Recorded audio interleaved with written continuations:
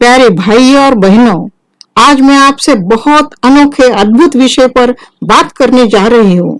ध्यान से सुनिए। आज का विषय है कि प्रभु के लिए हम किस तरह से उपयोगी बर्तन बन सकते हैं, उसके राज्य की हम सेवा कर सकते हैं। आज हम सब जन 21वीं सदी में से जी रहे हैं। आज का जमाना, आज का युग स्पर्धा करने का युग है। यहाँ जीने के लिए हमेशा संघर्ष करना पड़ता है। हमारे नौजवान बच्चों को अगर कहीं नौकरी करनी है तो उन्हें पहले अर्जी कर भेजनी पड़ती है, फिर उन्हें मुलाकात देनी होती है, फिर कई दिनों के बाद, कई महीनों के बाद उन्हें उसके लायक है या नहीं इसका संदेश आता है। इसका मतलब यह है कि आपको अपनी योग्यता सिद्ध करनी पड़ती है, फिर आपका चुनाव किया जाता है। परंतु हमारा प्रभु यीशु मसीह यह किसी काम के लिए चुनाव नहीं करता, बल्कि चुने हुए लोगों को लायक बनाता है। परमेश्वर पिता ने आकाश, समुद्र और पृथ्वी की रचना की।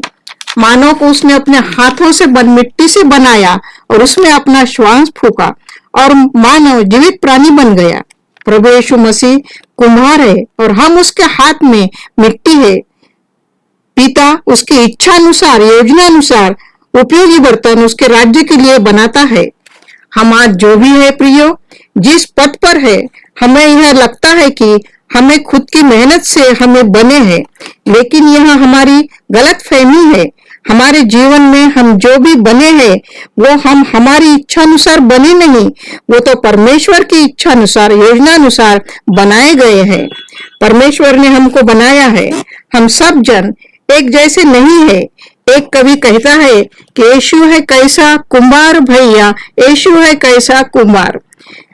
उसने ही हमको किसी को नाटा बनाया है, किसी को ऊंचा बनाया है, किसी को जाड़ा बनाया है, किसी को पतला बनाया है, किसी को गोरा तो किसी को काला बनाया है। हम परमेश्वर के हाथ का बिन काम का बर्तन नहीं, तो उसने हमें उपयोगी बर्तन बनाया है। जब हम पवित्र बाइबल की स्टडी करते हैं तो सबसे पहले यीशु के 12 शिष्यों की स्टडी करते हैं। तो सेवा के योग्य थे, इसीलिए प्रभु ने उन्हें नहीं चुना, बल्कि पहले उनका चुनाव किया और फिर उन्हें सेवा के लायक योग्य बनाया है।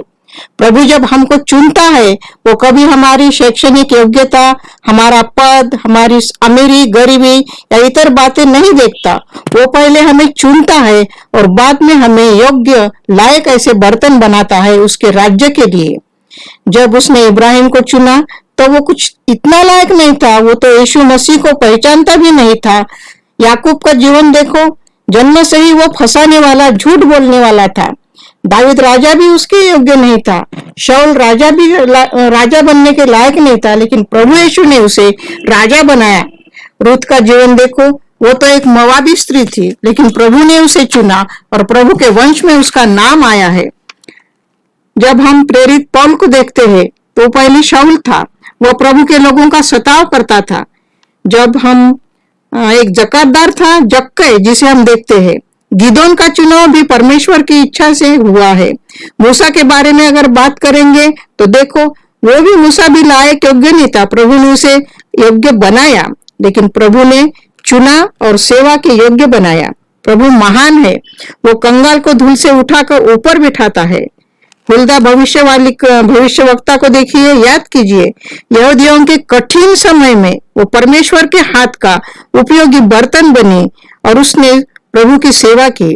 सीधी सादी महिला थी, पर प्रभु ने उसे चुना और लायक बनाया।